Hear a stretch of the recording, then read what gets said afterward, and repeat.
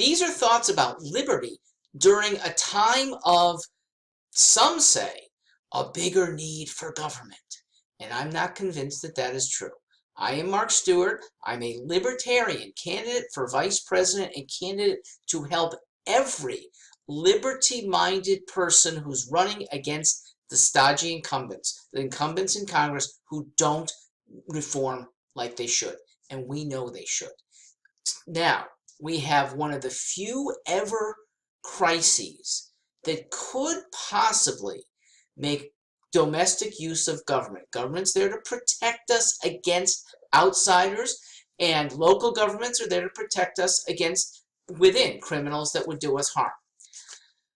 Governments are not meant to control people and businesses and schools in crises.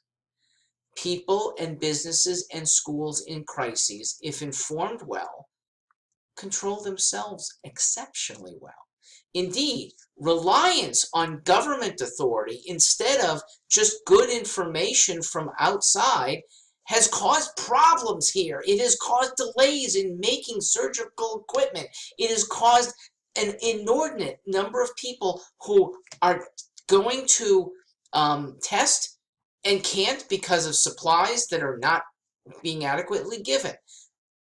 The CDC is highly to blame, and the FDA has its share of blame for stomping and squelching on information and the development of private industries tests. There should be hell to pay. Unfortunately, our system, our public really, buys into the government can do little wrong.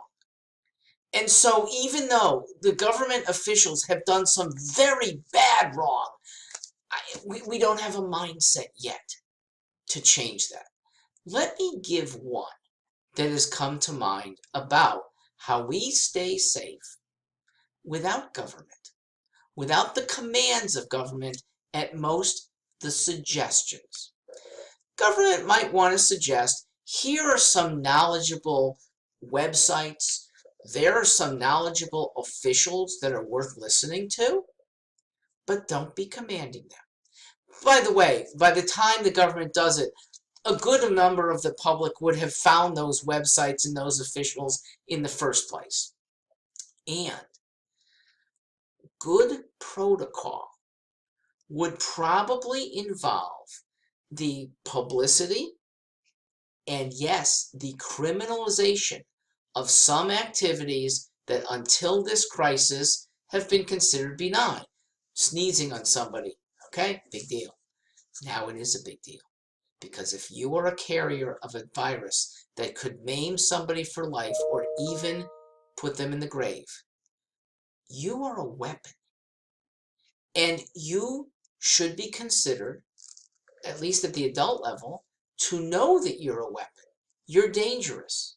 And if you are moving yourself into the presence where your germs can then easily get to somebody else, you are misbehaving and may be worthy of a forced quarantine or even a jail sentence. We who are carrying the virus, I might be, okay? I don't have any symptoms, but I might be.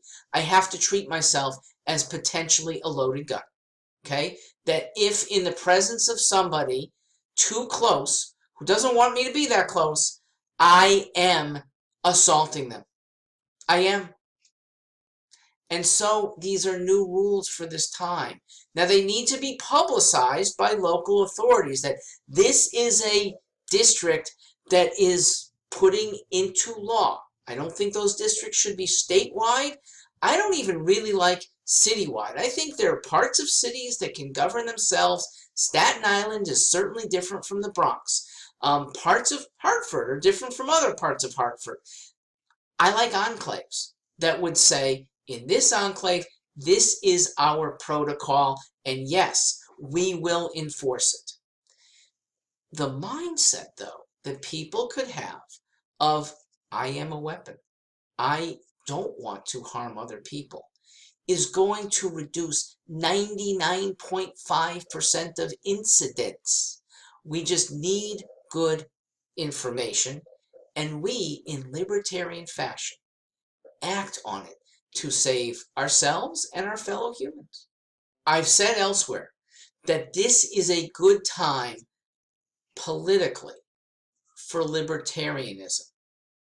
And I hope that as people hear more and more pronouncements from government, begin to look askance and say, they are less and less worth my trust.